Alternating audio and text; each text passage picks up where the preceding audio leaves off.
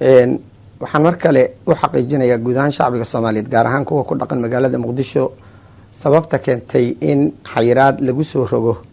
ku meel gaar ah waqtiyada ay gaadiidku isaga gooshaan magaalada Muqdisho gaar ahaan gaadiidka waaweyn ee qaada xamuulka ama ka soo baxda dekada magaalada Muqdisho cuntooyinka iyo qalabka dhismaha u sida suuqyada ganacsiga ee ku yaala magaalada Muqdisho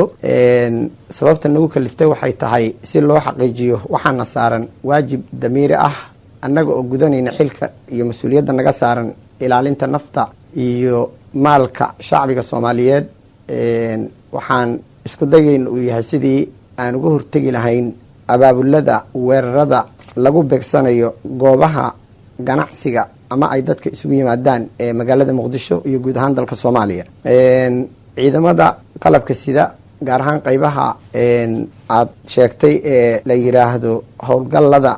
iyo xasilinta ama xakamaynta waxay habeen iyo maalin u soo jeedaan sidii ay u badbaadin lahaayeen shacbiga Soomaaliyeed waxaan shacbiga Soomaaliyeed ku dhiirinayaa in ay la garab istaagaan taageero